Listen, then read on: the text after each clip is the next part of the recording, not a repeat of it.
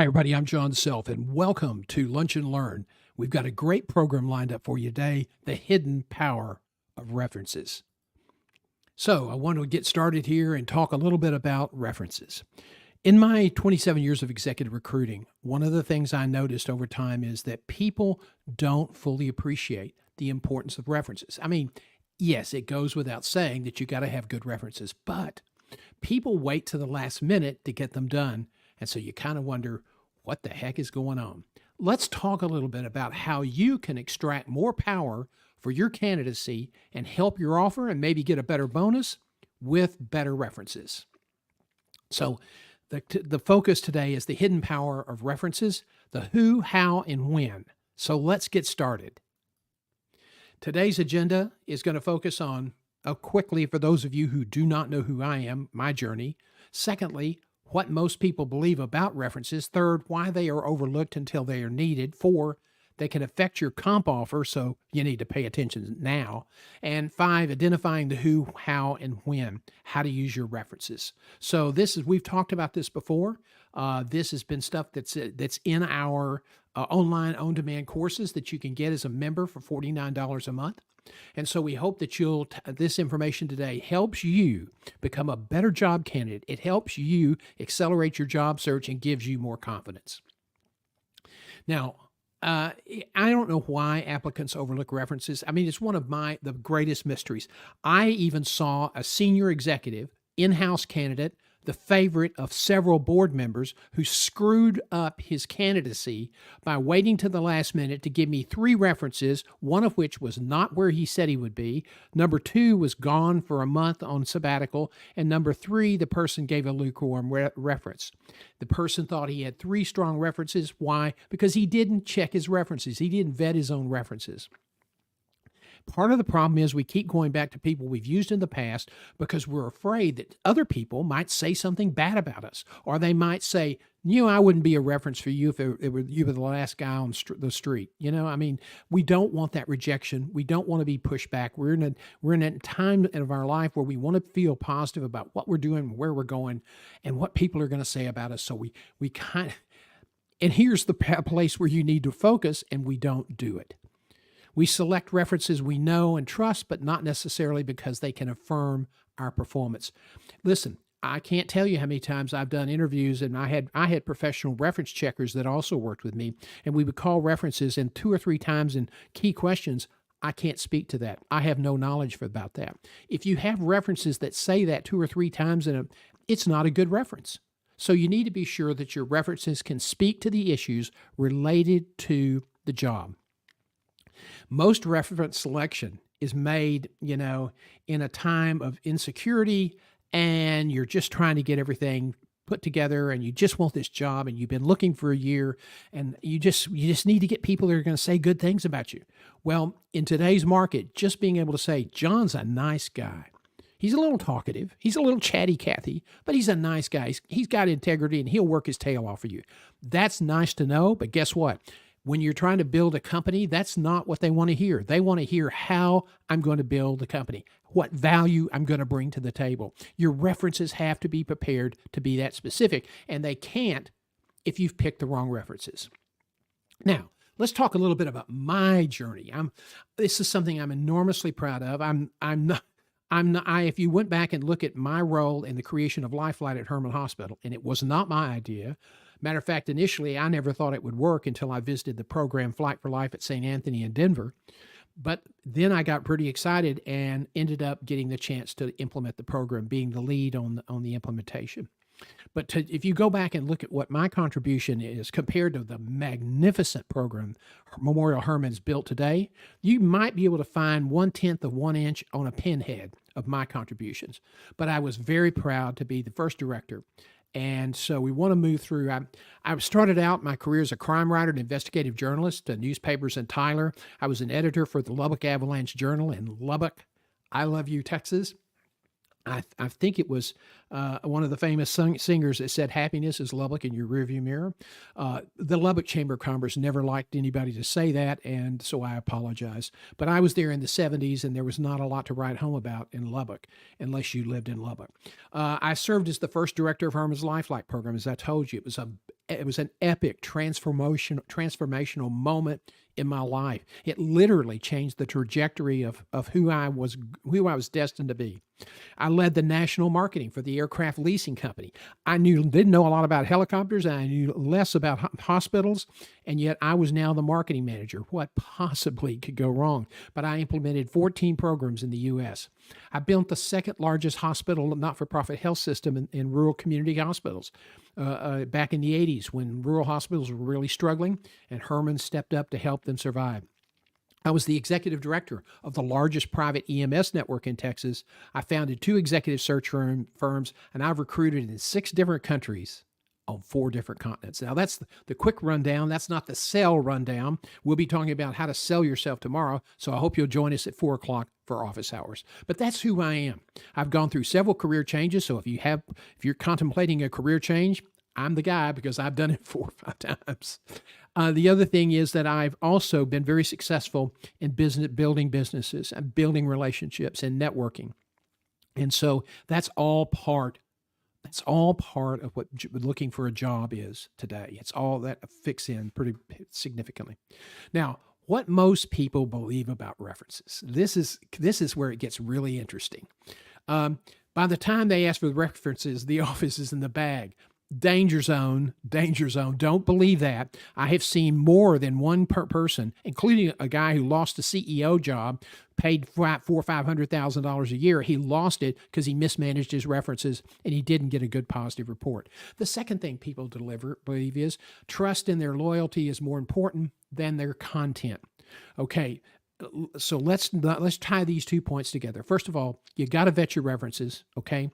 And you can't just assume that because they are now asking for your references that the job is yours. Sometimes they check references for the top 3 candidates. So you've got to have references that will differentiate you and put you over the top. If you just give them 3 references that you've always used, that's like trying to slip a generic resume through a very aggressive, robust applicant tracking system today. It ain't going to work. Now, it's important to have people that are loyal to you, but it's more important to have people who can speak intellectually, in a very intellectual, articulate way about your content, about what you've done and how you got it done. I only need 3 references. Well, that's lame. That's 1980s talk. If you want to have great references today, 3's probably what a lot of people request. We always say 4. Why? Because if somebody's out of town, now they have a 4th reference and they don't have to wait till the person comes back. But what you want is somebody who's a superior, somebody who's a peer, and somebody who's a subordinate. You've got to have those three classes represented because that speaks to your ability to respond to your boss and get things done. It's how do you work with, the second is how do you work with your colleagues? Were you a good, all hands person? Were you a good team player? Were you somebody they trusted? And then your employees, did you really treat them like they were the most important asset? I did a reference one where the guy talked all the way through the interview about how he viewed his employees as the most important asset in the organization. The first 2 references, the summation were he was a big a-hole. Okay, I mean, just unshocking. It was just shocking. There was that came out, and I thought it was just almost ironic that he made such a big deal about employees are our most important asset. They said he was all about himself. He was all about his bonus. He was all about his compensation, his company car, where he got to park, all those things.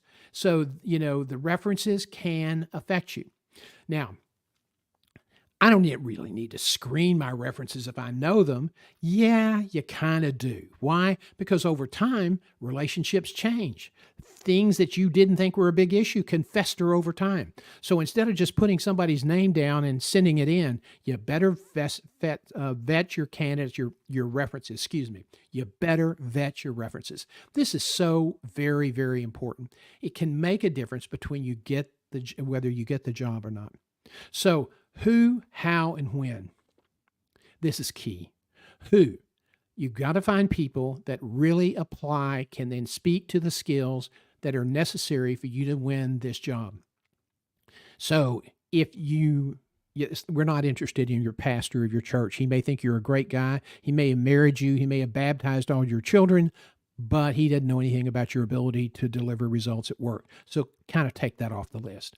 Your close friends who don't know you and don't know you as a career professional who delivers results, that they may be incredibly well-known people, but they're not going to be people that can help you get the job. Okay. One person used a local, very well-known TV anchor. The problem is the TV anchor wasn't as well known in the market where he was applying. I mean, it was still impressive, but the person couldn't speak. It was like 12 or 15 questions about certain key performance issues with the new client, with the new prospective employer, and the anchor could only answer 2 or 3 of the questions about who he was personally. That was not a good reference, although it didn't say anything bad about him. What he did say over and over is, I can't speak to that. I don't know anything about that. That is crazy. So when you pick your references, the who are people who can help you, people who understand what you've accomplished, people who saw you accomplish these things, people who understand the details. Now, how do you pick these people? Excuse me. You pick them on the front end of the search. You lose your job or you decide you're going to look for a better job. You're organizing your search. This is the time to pick your references. Now, if you're going to use somebody in your current organization, you're going to conduct a confidential search, then you've got to be close to that person and you've got to ask them to, maintain your confidentiality.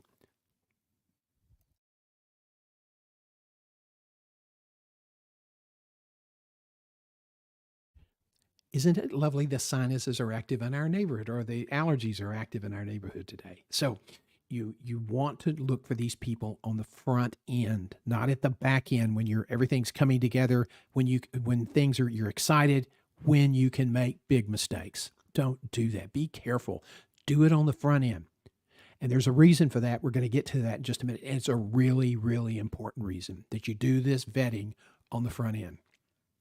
Now, people say, well, I'm gonna pick Dan because Dan really likes me and he saw me do several things, but he's really great. And that's good. Cheerleaders are great at firing up the crowd, but that's transactional, not strategic. Who your references are with relation to your job search is very strategic. You have to have carefully sourced and primed people. References can make a critical impact on your job search. Now, common missteps, the fear of rejection. So they postpone making the ask. Number 2, applicants go to people they believe will say nice things, not necessarily people who can, give the relevant information for the job you're pursuing. Executives rarely vet their references regarding their knowledge of their performance accomplishments that are relevant for the job. They rarely customize references based on the job, the scope of responsibility, or the soft skills. So those are 2 very important things that you've got to put together and remember. And lack of communication with the reference is very, very common. And what do I mean by that? Well, one guy said, I've been a reference for this candidate, and been called 5 or 6 times, and I don't know where he is in his search. I never hear from him. That is more common than you would realize. So you have to stay in touch with your references.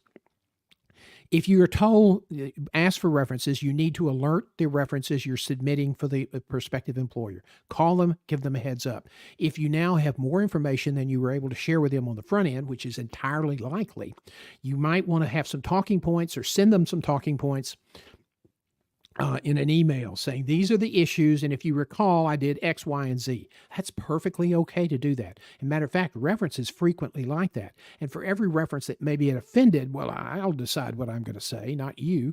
For every reference that is offended by that, there are 5 or 6 or 10 that are very appreciative of you making their job a little bit easier. The average reference interview is 30 to 40 minutes. A busy executive, that's a lot of time. So you want to be sure that you do not only get the right people, but you help them become good references. Just like you want to help the recruiter and be a good candidate, you want to help that reference be a good reference for you.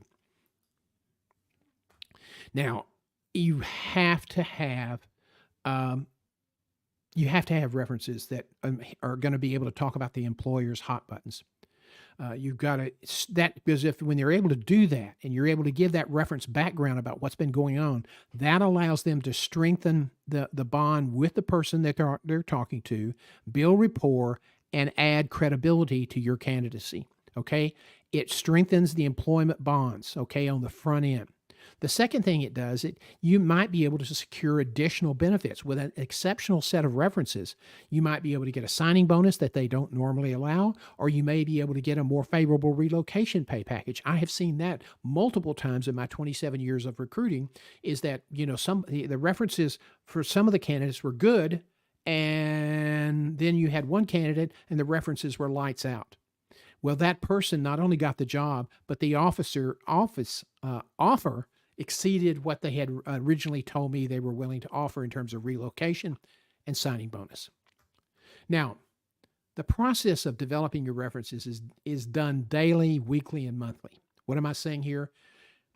You build a relationship with your references and you build the credibility for what they're going to talk about. Every day you're at work, every week you're at work, every month you're at work. It's how you treat people. It's how you perform. It's the results you achieve. Okay? Really, really important. That is the foundation for building good references. It's your performance and how you treat people.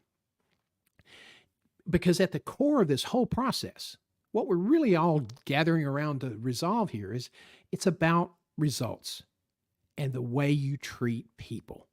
And I said before, that guy who talked about all the people, how he treated people and how he thought they were great, and he treated them as if they were the most important asset in the organization. That's good. And if that's true, that's really good. But please know, when you say that enough times in an interview, it's going to be vetted. Okay? The other thing you really want to consider doing is you want to maintain relationships.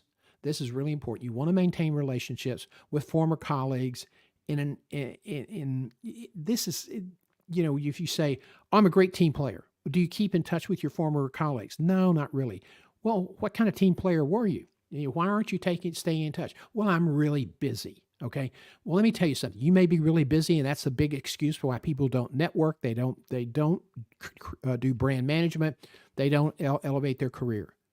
But let me tell you something. It's really important, and you can build a great, great bank of references by treating people right, by staying in touch with people. It's an essential career reference management tactic. Now, let me be full disclosure here. Please listen. Over the years, I try to stay in touch with people, but it's really hard, particularly since they are not always, warm fuzzy, or they don't reach back out. It's not that they didn't want to stay in touch, but they weren't wired the same way I was in terms of, of networking and the importance of having relationships. But I've not always stayed in touch with people like I should.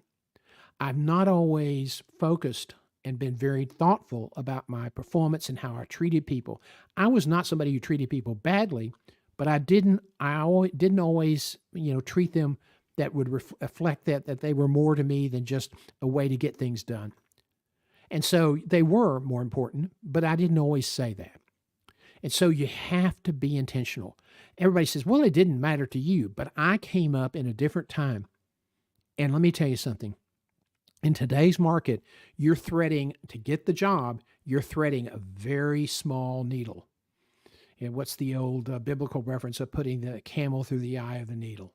That's what you're having to do today.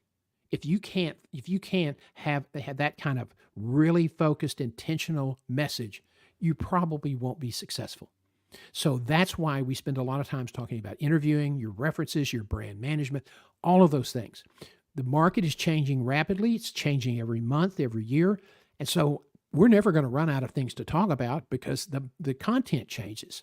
I get up early and stay up late just to help, keep people, informed about what's happening. But in this case, please keep a journal. We've talked about that before. Keep a career journal.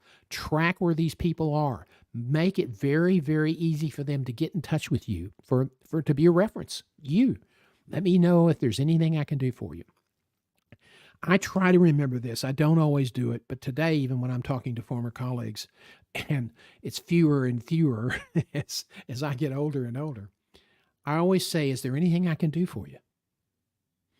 And the guys that are retired, you can always said, bring a case of cigars and good scotch.